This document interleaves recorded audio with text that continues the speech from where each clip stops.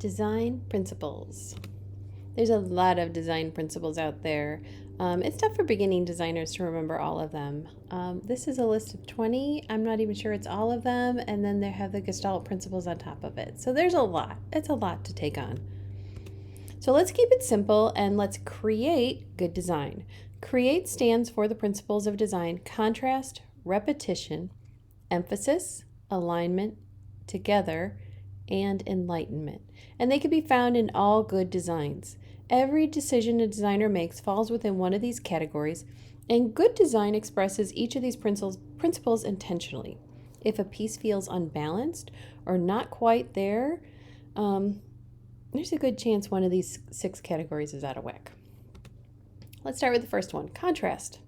Contrast is all about making distinct elements stand out, and it's used to drive the user's attention to specific elements in a design. It's defined as a state of being strikingly different from something else in the juxtaposition or close association. But for a layman, contrast might just be limited to black and white or a similar combination of colors. But there's more to contrast than just that. Besides the differentiated colors, contrast can be established using different element types, shapes, sizes, and so much more. Here's how you can apply different types of contrast in a design. Color. Contrast of color is one of the most fundamental design principles and which most of us are familiar with. Nevertheless, its application can still prove to be tricky in some cases. This contrast can be established using a combination of colors that lie opposite of each other on the color wheel. Those are called complementary colors. As a rule of thumb, high contrast is required between the text and a background color. However, having contrasting colors for multiple elements can make a design look messy sometimes. Moreover, contrast is not just about using complementary colors. You must ensure that participating colors in a design don't strain the user's eyes. If we look over here on the left, these colors kind of vibrate against each other, and that's because they're on the same hue level. This is bad contrast. The one on the right uses the same colors, but it also includes different shades of those colors. This is simply a shade of this red, and this is just a shade of this blue. A quick way to know if your design has optimum contrast is by looking at it in the grayscale version. You can pull any of your designs into Photoshop and hit the grayscale button, and you will know immediately if you have enough contrast. This is just the previous slide, those same colors in black and white in grayscale. And you can see how this does not have enough to read. This barely does. These two are so much better.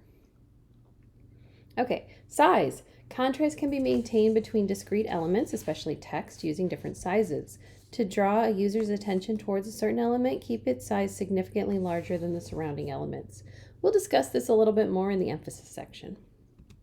Shape. Contrast in shape of elements helps guide the user's attention and break the monotony of a design. Contrast in shape can be as basic as adding round corners to a square or as extreme as using circular elements within square ones. Infographics particularly use contrast of shape to good effect. They incorporate the elements with dissimilar shapes to illustrate information. Just as a review, when creating contrast, these are the methods to keep at the top of mind. Contrast of color, shade, size, and shape. Next up is repetition. Repetition is how you maintain the consistency in a design. It helps users get familiarized with the way information is presented to them.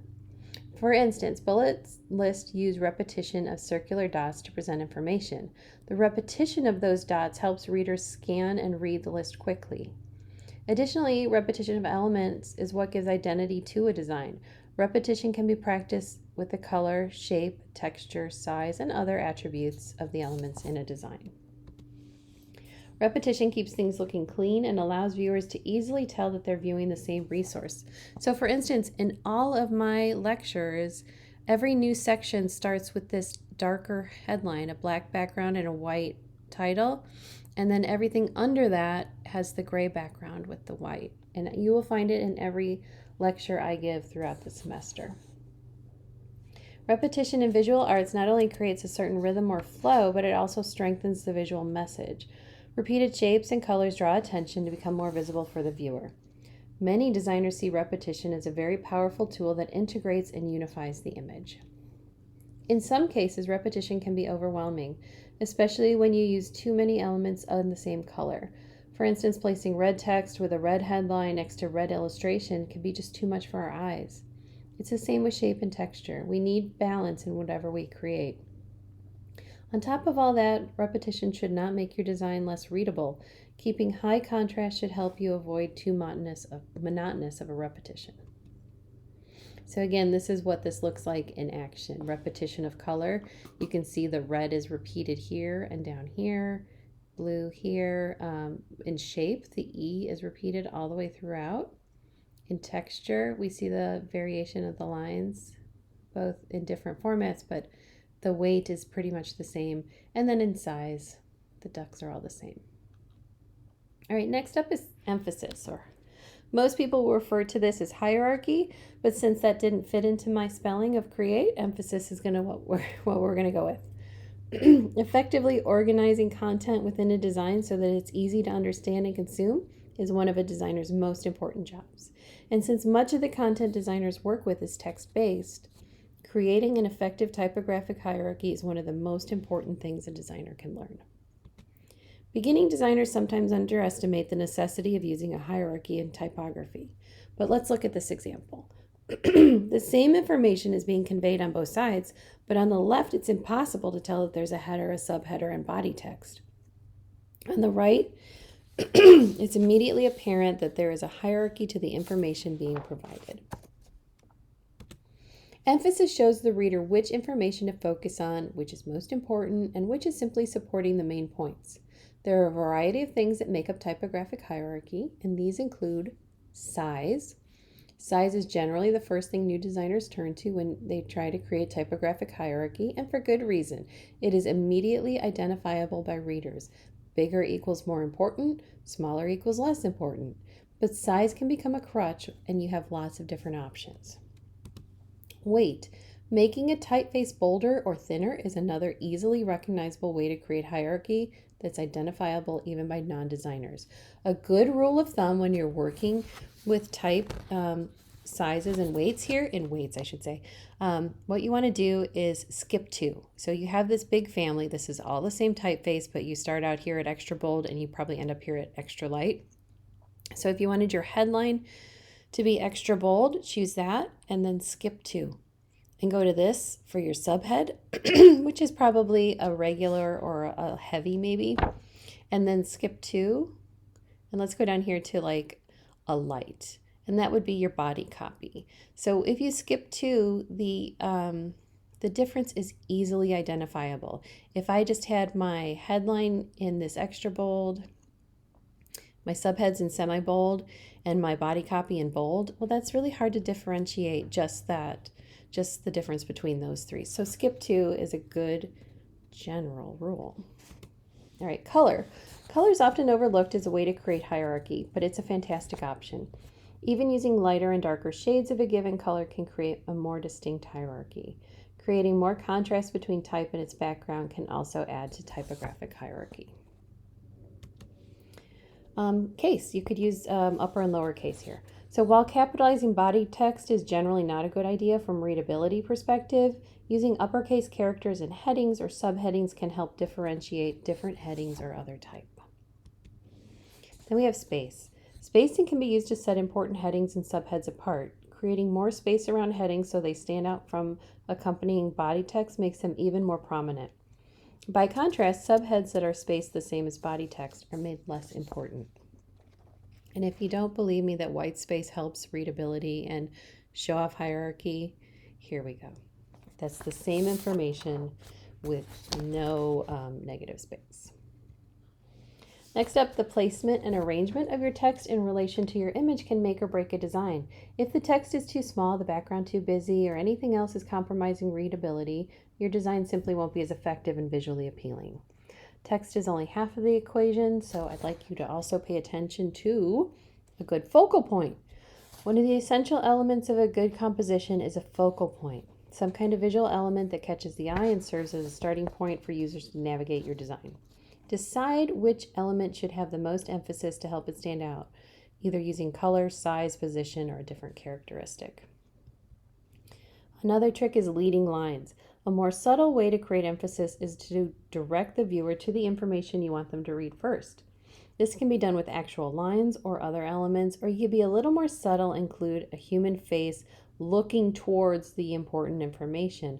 The brain naturally follows a person's line of sight. We want to know what they are looking at. So there you go. That's what happens when you follow that line of sight. Okay, next up we have alignment. Alignment dictates the way every element is placed in a design. It's the concept that advances or advocates organizing information in order to create order. With alignment, no element in a design is positioned arbitrarily. Each element visually connects to other elements, leading to cohesiveness in a design. These two basic kinds of alignment are edge alignment and center alignment. Edge alignment naturally positions elements against a margin that matches up with their outer edges, and center alignment places design elements so they line up with one another on their center axis. For text, different styles of alignment are left, right, center, and justified. Left alignment is the most common because it is the most readable. Centered and right alignment can work if there's not a large amount of text, and justified text comes with a lot of complications like rivers and stretched out paragraphs. Right aligned text is difficult to read in any more than a couple of lines, so avoid justified and right alignment when readability is a priority. Simply put, if it doesn't look good to have some text on a baseline and some floating seemingly nowhere, place design elements within a layout and connect them to each other with a straight line. Use empty space to set things apart to avoid content becoming too dense, and use left alignment as a first choice, right alignment as a second, and centered as a last resort. All right, together or proximity. The principle of proximity states that elements are associated with each other should be placed closely or grouped together, and vice versa. Dissimilar elements should be spread apart. Proximity is all about building relationships between design elements and showing that they belong together. Design elements that do not belong together should be clearly separated from each other. Grouping them might be rather confusing to viewers. On the other hand, leaving big white spaces will disintegrate your design and make it look messy. Proximity is an easy way to differentiate related and non-related elements from each other in any given layout. It wouldn't make sense for me to start talking about contrast again right now, right? It's the same idea. So elements being placed close together implies a relationship. Adding too much empty space causes confusion, and use headlines and labels wisely to differentiate groups of content. Our last letter is E for enlighten. The context in which you receive information impacts your interpretation of that information. It impacts the opinions you form, and it impacts the decisions that you make. Information helps tell the story. These stories help you feel connected to people across time and help you see how much more similar we are than we think. I often think that design is simply storytelling. We choose typefaces that are appropriate for specific audiences. We choose images that express what that information is saying, and we put it all together in a way to inform the audience the best possible way. If I look at these posters, if I tell one of you, hey, we're going to this Rock and Ink, you're already mentally picking out your clothes in your closet, I bet. So giving information context helps the viewer understand what it's about. When I look at this Wes Wilson poster, the abstracted form and barely legible lettering came from an Art Nouveau event almost a century earlier. The late 1800s had new technology, electric power, telephones, cars changed the way we worked. Artists of the time revolted against this ugly industry and spawned what we now know as Art Nouveau. Artists used flat decorative patterns, organic, plant motifs, stylized fluid abstract forms. Similar to the 1800s, the 1960s were also a time of cultural upheaval. By the mid-1960s, Art Nouveau was already experiencing a resurgence, and artists were heavily influenced. Posters captured the feeling of a changing world, and the art reflects that. Another history lesson. This is Susan Kare. For those of you who are unfamiliar with her, you're probably familiar with her work. Originally, she was a sculptor, but in 1983, she was invited to create the icons for the original Mac computer. She used her art history background and likened the icons to mosaic design, creating a pixel grid to make it easy to understand icons. She used just a handful of pixels to design typefaces and icons that have become part of the visual language of computing. And this is some of Susan's work. It's also worth studying to see the connections between your design elements so you can make better choices. When I say enlightened, I mean designers need to be enlightened too. So when I was choosing a color for the headline for Susan Kerr, I went back to these blues that she used frequently. When I did a page layout, again, I went back to her grid and the mosaics. This is not appropriate, and this is. So making appropriate choices for what you're doing always helps the design. So in conclusion, creates a convenient designer tool you can apply to all types of visual work, help you identify problems and deal with them effectively.